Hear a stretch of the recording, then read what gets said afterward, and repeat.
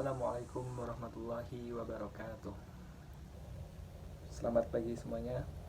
Perkenalkan sebelumnya, nama saya Muhammad Umar Saifullah dengan nomor induk mahasiswa 1705520200. Jadi pada kesempatan kali ini saya akan membahas mengenai mata kuliah audit bank, yang mana materi yang akan saya bahas pada kali ini adalah pengembangan sistem pengendalian. Jadi bagi teman-teman yang belum tahu, bisa mengikuti video ini sampai selesai. Oke. Jadi secara singkat ada beberapa pokok dari membangun sistem pengendalian total yang perlu menjadi fokus kita pada pertemuan pada kali ini. Ya, langsung saja yang pertama yaitu adalah pengembangan sistem. Penyempurnaan pemantapan struktur organisasi, analisis jabatan atau yang sering disebut dengan job analysis, uraian jabatan atau job description, evaluasi jabatan atau job evaluation, position carton, petunjuk pelaksanaan atau juklak, standarisasi kerja, pedoman prosedur kerja, dan sebagainya. Penyempurnaan dan pemantapan menjadi dasar bagi setiap pegawai untuk apa?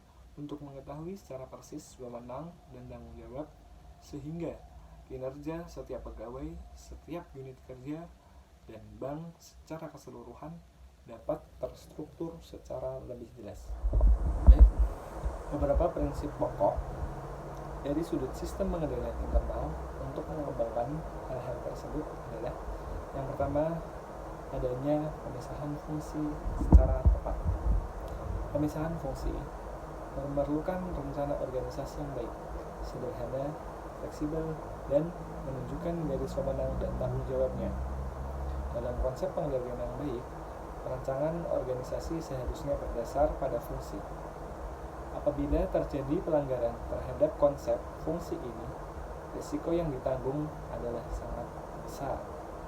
Pemisahan fungsi bagi personil bank harus dilaksanakan secara konsisten.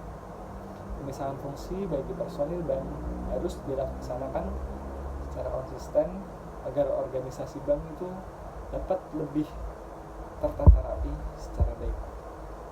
Namun dalam praktiknya, walaupun dalam bagian organisasi bank telah diatur dengan jelas, sering terjadi pelanggaran karena kebijakan manajer yang menginginkan pekerjaan cepat tapi mengabaikan aspek pengendaliannya. Adapun unsur pemisah fungsi ini yang paling pokok adalah pemisah fungsi. Yang pertama ada fungsi operasi, yang kedua ada fungsi penyimpan, dan yang ketiga ada fungsi pencatat atau akuntansi. Dengan demikian, diharapkan tidak ada seorang petugas bank atau suatu unit kerja di bank yang melakukan pekerjaannya secara sekaligus dari awal sampai akhir, dan melakukan tugas operasi juga menyimpan dan sekaligus membukukan. Itu yang dimaksudkan dengan mengerjakan tugas dari awal sampai akhir. Khusus dalam organisasi cabang atau cabang pembantu sebuah bank secara lebih spesifik lagi, maka fungsi-fungsi yang dapat dibagi adalah: yang pertama adalah fungsi pelayanan pada nasabah, yang kedua ada fungsi operasi atau pelaksanaan transaksi, dan yang ketiga adalah fungsi pencatatan atau yang disebut dengan akuntansi. Berdasarkan fungsi-fungsi tersebut, organisasi cabang bank dapat dikategorikan menjadi yang pertama yaitu fungsi pelayanan pada nasabah. Antara lain seperti yang Anda ketahui sendiri, yaitu ada teller, ada customer service, ada relationship officer atau RO, dan juga ada remedial atau penagihan dan penyelesaian kredit. Yang kedua ada fungsi operasi atau pelaksanaan transaksi.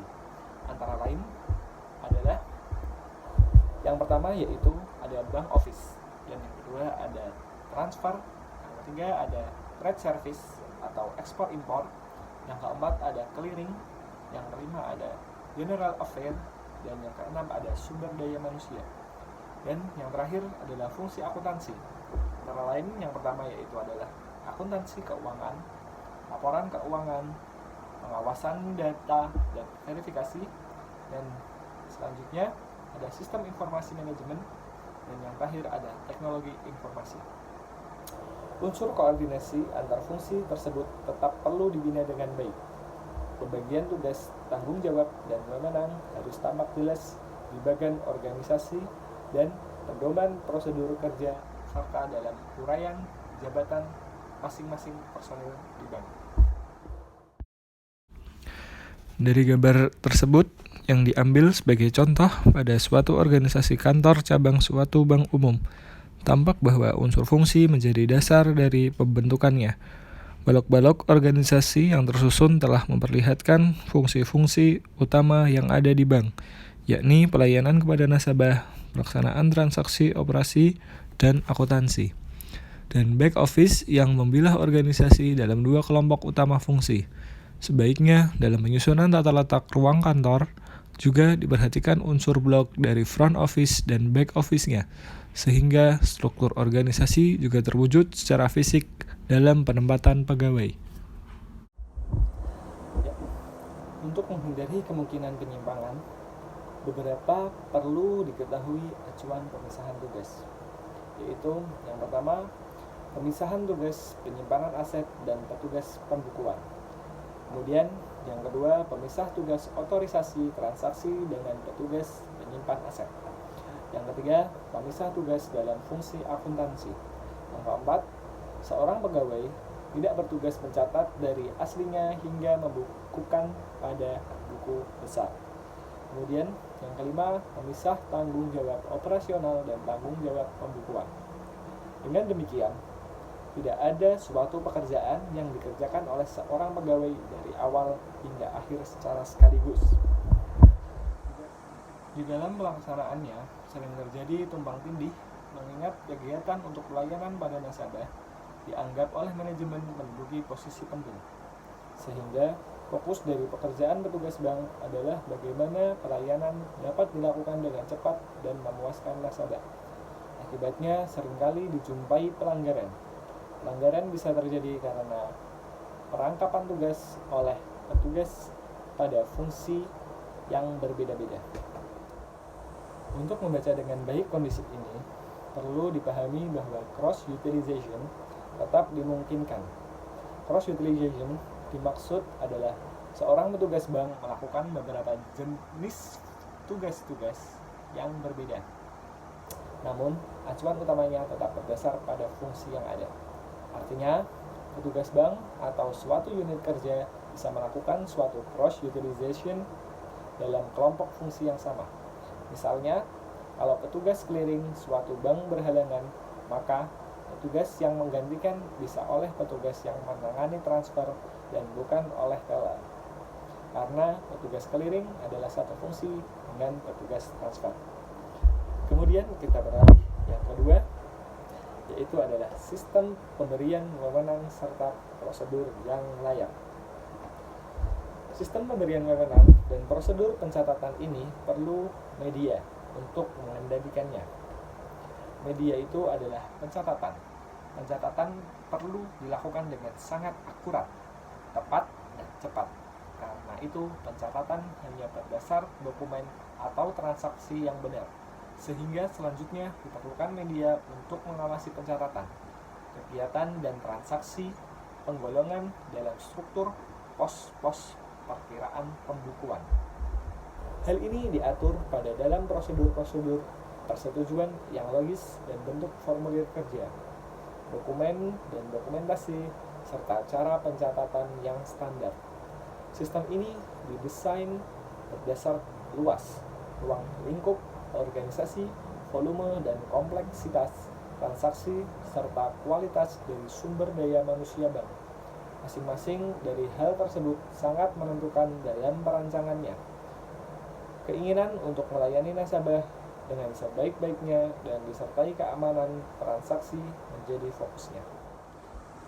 Contohnya adalah pemberian wewenang untuk kredit komite tingkat cabang dalam memutuskan kredit dari direksi bank. Pelimpahan wewenang diikuti pula dengan syarat-syarat yang harus dipenuhinya, baik syarat kredit dan syarat pelaporannya. Yang ketiga adalah praktik-praktik yang sehat. Apa sih praktik yang sehat? Praktik-praktik yang sehat adalah cara-cara untuk meyakinkan wajarnya suatu transaksi atau kegiatan yang dilakukan dengan pemisahan tugas dan tanggung jawab. Praktik yang sehat ini bentuknya yang paling gampang dilihat adalah adanya mekanisme kerja yang objektif dan berdasarkan pada kebijakan manajemen yang rasional sesuai ketentuan yang berlaku. Misalnya, praktik joint custody atau dual custody yaitu aset bank yang sangat berharga atau mudah likuid disimpan dengan penguasaan kuncinya oleh dua orang atau lebih yang berbeda. Hal ini biasa dilakukan untuk uang tunai, banknotes, dokumen berharga, cek, biljet, deposito, dan lain sebagainya. Tempat penyimpanan adalah vault atau khasanah yang bangunannya sudah didesain sedemikian rupa kokohnya. Pintunya terbuat dari besi baja yang kuat dilengkapi kombinasi angka rahasia. Kunci dan anak kuncinya di samping pintu vault itu ada pintu jelajah, seperti pintu penjara kalau yang kalian ketahui, yang juga dilengkapi dengan kunci. Di dalam vault ada lemari besi yang juga dilengkapi dengan angka kombinasi rahasia serta kuncinya. Pembagian penguasaan angka kombinasi rahasia dengan kunci ini dilakukan oleh officer bank yang berbeda dan ditetapkan dengan surat keputusan formal dari pemimpin cabangnya dan bukti serah terima. Adapun duplikat kunci serta duplikat angka rahasia untuk pengamanannya disimpan pada vault atau khasanah di tempat terpisah, bisa di kantor cabang bank lainnya ataupun di Bank Indonesia. Duplikat hanya bisa dibuka juga dengan dual control bila dalam keadaan terpaksa. Kalian guys, kita sholat dulu, kita lanjutkan di sesi berikutnya. Stay tune. Oke teman-teman, setelah kita melakukan sholat, kita lanjutkan materi yang akan kita bahas pada hari ini. Selanjutnya adalah mandatory vacation. Cuti bagi personil bank pada umumnya diartikan sebagai hak dari seseorang karyawan. Namun, dari sudut pengendalian, cuti merupakan suatu keharusan. Hal ini mengingat keharusan adanya petugas pengganti yang melakukan tugas-tugas personil yang cuti tersebut. Sehingga bila ada kekurangan atau mungkin juga bila terjadi kecurangan yang dilakukan bisa segera diketahui atau diperbaiki. Bagi personil bank pada unit-unit kerja tertentu bahkan tidak diperkenankan untuk datang ke kantor atau membantu kerja selama cutinya berlangsung. Hal ini dimaksudkan juga untuk menjaga kemungkinan personil yang cuti melakukan transaksi tertentu. Contoh lain, misalnya dalam hal pemberian kredit kepada nasabah yang mempunyai kaitan dengan bank. Seperti diketahui, hal ini terkena ketentuan BMPK atau yang sering atau kepanjangannya adalah batas maksimum pemberian kredit. Praktik yang sehat dalam hubungan ini adalah penilaian tetap dilakukan secara objektif atas kelayakan usahanya dan tidak ada maksud untuk merekayasa dari pemberian kredit dan hanya diputuskan sesuai dengan ketentuan yang telah berlaku. Apabila layak, kredit akan diberikan. Apabila tidak, kredit akan ditolak. Untuk itu, prosedur-prosedur yang dianut bank harus memuat langkah-langkah untuk yang pertama, maker atau si pembuat analisis atau transaksi atau dokumen. Yang kedua adalah checker yang melakukan cek atas kebenarannya. Kemudian yang terakhir ada approval. Approval adalah pembuat persetujuan atas kegiatan itu atau yang sering tanda tangan dan sebagainya. Konsep maker, checker, dan approval atas kegiatan dan transaksi bank bukan hanya harus dalam bentuk terbaginya kegiatan tersebut dalam bentuk manusia ataupun struktur organisasi saja. Namun, juga proses ini perlu dilakukan oleh para staf, karyawan, maupun ofisial dan manajemen bank masing-masing secara individu agar tercapai kualitas dari pekerjaan yang baik. Artinya, setiap personil apabila melakukan tugasnya akan berfungsi sebagai makeup si pembuat dan melaksanakan pekerjaan itu sampai selesai. Setelah selesai, sebelum menyerahkan laporan kepada atasannya, dia harus bertindak sebagai checker. Setelah yakin benar, dia melakukan approval untuk diserahkan kepada atasannya. Atasannya melakukan lagi fungsi maker, checker, approval yang serupa. Hal ini juga berlaku bagi penyedia. Sehingga akan tampak adanya unsur yang pertama, memberi persetujuan atas suatu kegiatan atau transaksi. Yang kedua, pencatatan dari kegiatan tersebut. Dan yang terakhir adalah penyimpanannya. Yang jelas konsep ini perlu dilandasi oleh itikat yang baik dari para pengurus, manajemen, dan karyawan bank. Kemudian, yang keempat adalah kualitas pegawai yang seimbang dengan tanggung jawabnya. Dalam menempatkan pegawai dalam jabatan tertentu, perlu diperhatikan kesesuaian antara jabatan dengan kemampuan personil yang bersangkutan. Ada jenis-jenis yang berisiko tinggi sehingga menuntut tanggung jawab yang tinggi pula. Untuk itu dibutuhkan orang yang memenuhi kualifikasi jabatan tersebut. Pihak manajemen bisa merekrut pegawai baru atau melakukan pelatihan jika sumber daya manusia yang ada tidak memenuhi kualifikasi.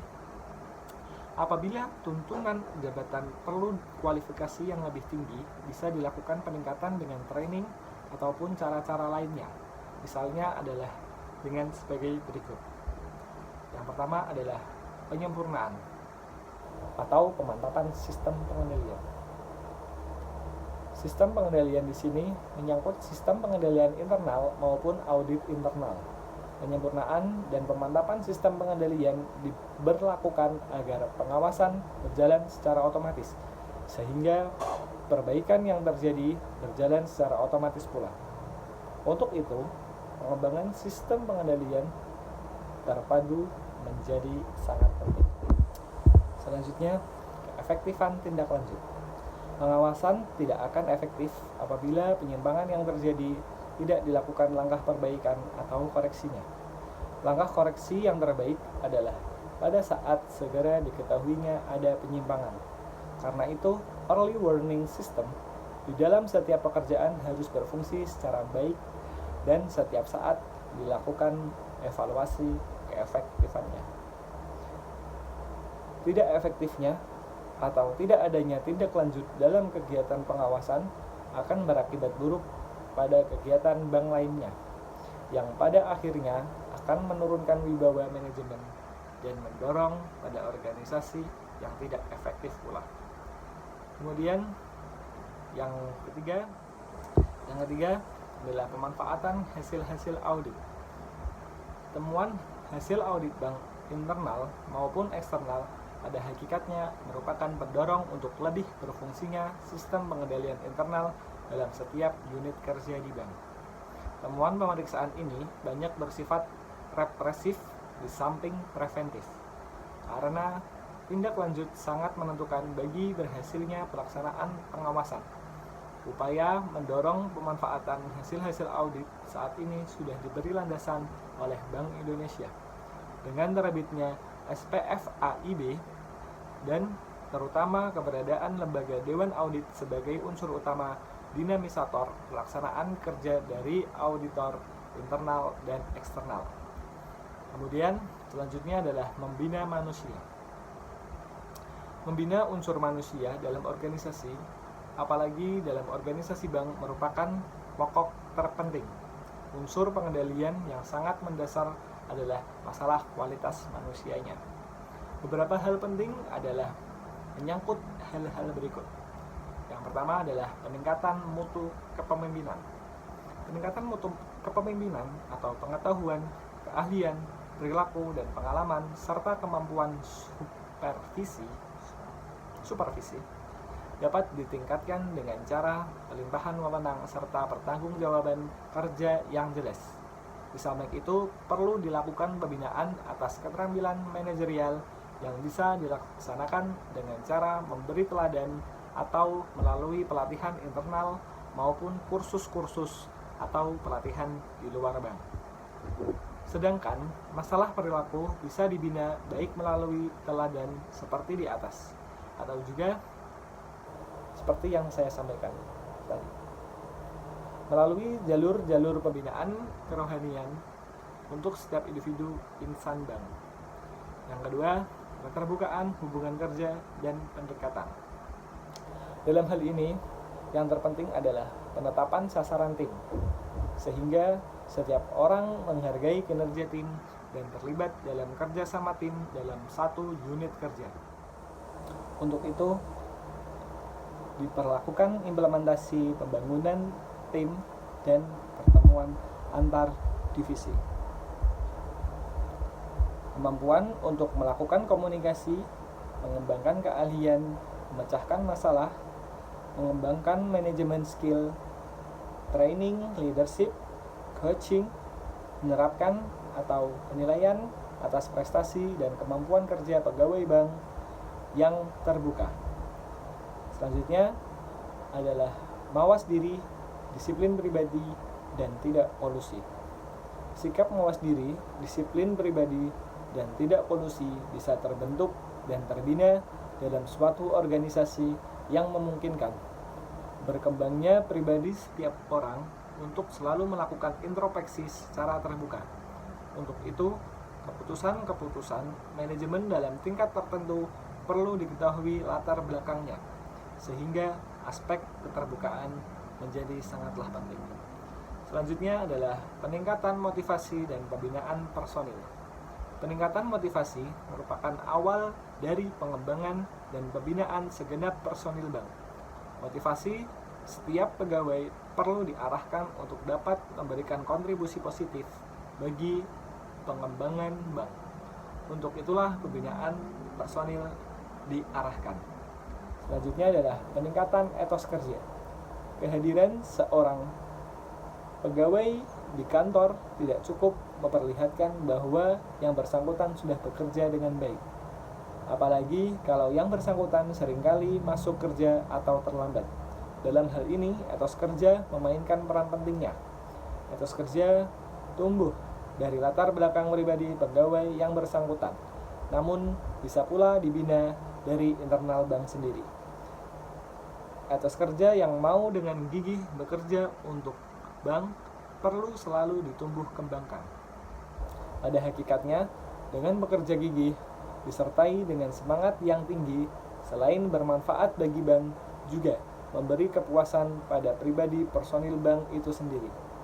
Sebagai insan Pancasila, hal ini juga merupakan bentuk pengabdian kepada Tuhan Yang Maha Esa, sehingga bekerja juga mengandung makna religi, makna amal soleh.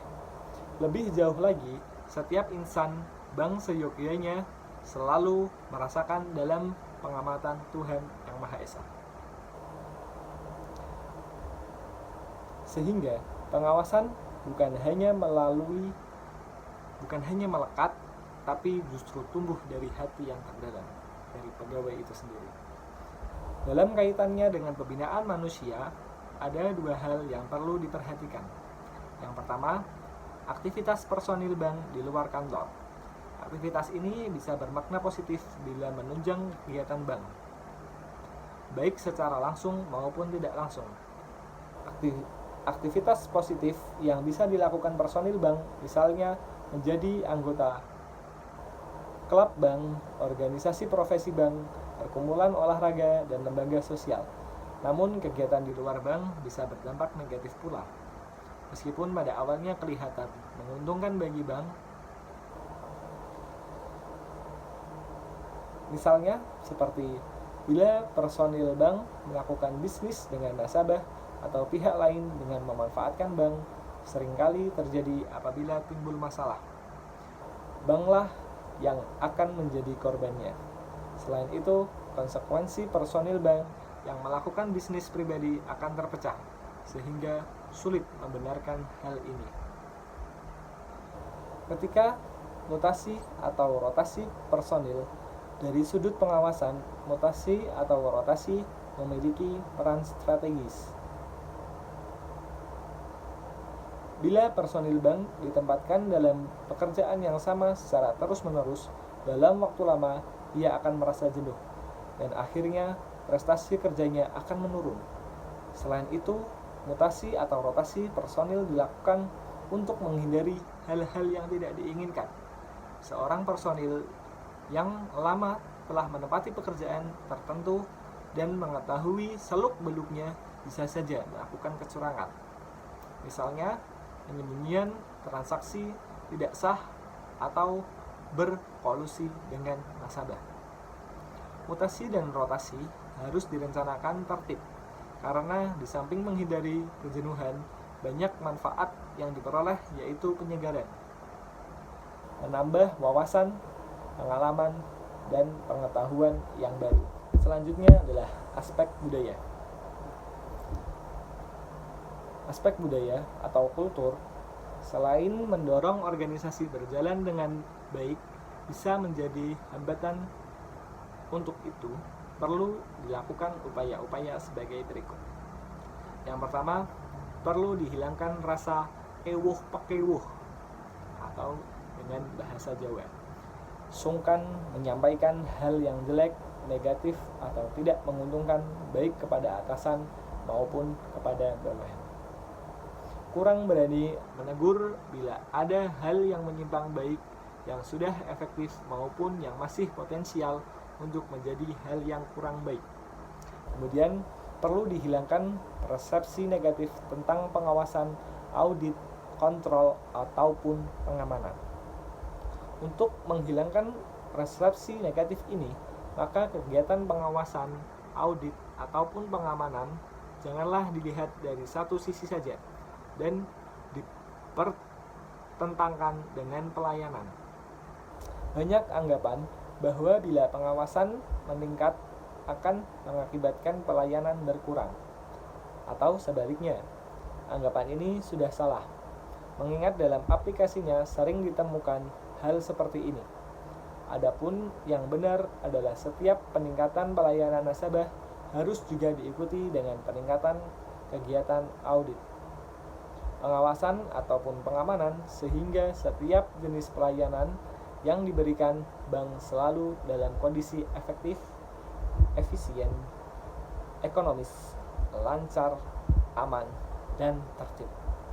Contohnya adalah apabila bank ingin melayani nasabah untuk melakukan transaksinya selama 24 jam terus-menerus, maka tentu bank akan mengevaluasinya secara dalam sebelum menerapkannya.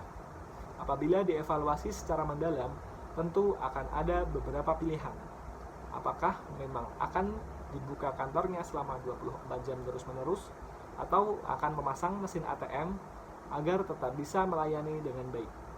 Apabila diputuskan memasangkan mesin ATM, tentunya perangkat teknologi ini perlu dikuasai pemahaman dan pengelolaannya oleh personil bank dengan baik yang meliputi seluruh aspeknya, termasuk aspek keamanan dan aspek pengawasannya. Yang ketiga, perlu selalu ditingkatkan dan dipelihara rasa ikut bertanggung jawab. Rasa bertanggung jawab ini bisa ditumbuhkan dari rasa ikut memiliki, bahwa personil bank yang merupakan kekayaan utama bank perlu dihargai kerjanya, prestasinya. Apabila masih ada kekurangan, rasa tanggung jawab akan mengangkat prestasi personil itu untuk berusaha lebih baik lagi. Yang keempat, harus dijauhkan sikap ABS. Ada yang tahu ABS? ABS adalah asal Bapak senang. Sikap apatis dan negatif.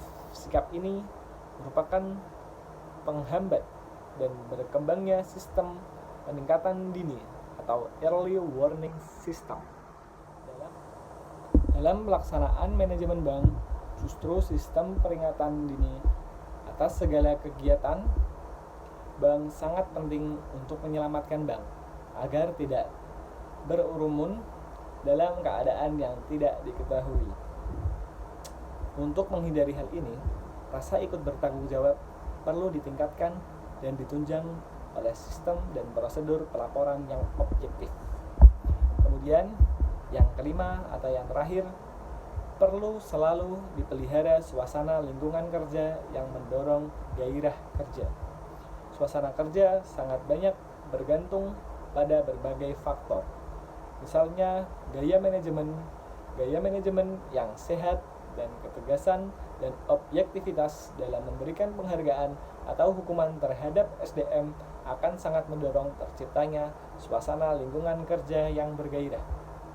Sarana yang digunakan untuk mendukung keberhasilan kelima hal di atas demikian luas, seperti adanya visi dan misi perusahaan yang terhayati dan dijabarkan dengan pembentukan organisasi, penerapan personil yang tepat, perencanaan karir, penggajian, pengembangan sistem dan prosedur, jenis bisnis bank yang ditangani, dan orientasinya.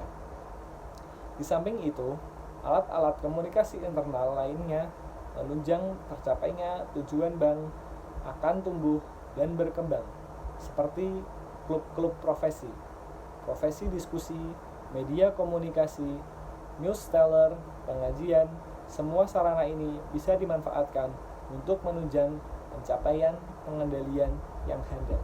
Jadi mungkin cukup sekian pembahasan materi yang saya sampaikan mengenai pengembangan sistem pengendalian. Jadi semoga ilmu yang saya sampaikan bermanfaat bagi kita semua, termasuk bagi saya dan juga teman-teman yang mendengarkan ini. Oke, terima kasih atas perhatiannya, terima kasih atas waktu yang telah diluangkannya. Jangan lupa, kalau kalian suka, klik tombol like, dan jika kalian ingin mengikuti aktivitas yang telah saya lakukan, bisa juga kalian subscribe. Terima kasih, sampai jumpa dalam pertemuan selanjutnya. See you. Assalamualaikum warahmatullahi wabarakatuh. Oke, terima kasih kepada semua yang sudah mendengarkan. Semoga ilmunya bisa bermanfaat. Mohon maaf bila ada tutur kata yang kurang berkenan di hati para pemirsa. Mohon dimaafkan. Tetap semangat, selalu jaga kesehatan, jangan lupa cuci tangan, dan selalu di rumah saja. Ikuti peraturan pemerintah supaya virus COVID-19 ini bisa segera memulih dan kita bisa menjalankan aktivitas perkuliahan kita seperti yang telah kita impikan. Selamat menunaikan bulan suci Ramadan. Cukup sekian, terima kasih. Wassalamualaikum warahmatullahi wabarakatuh.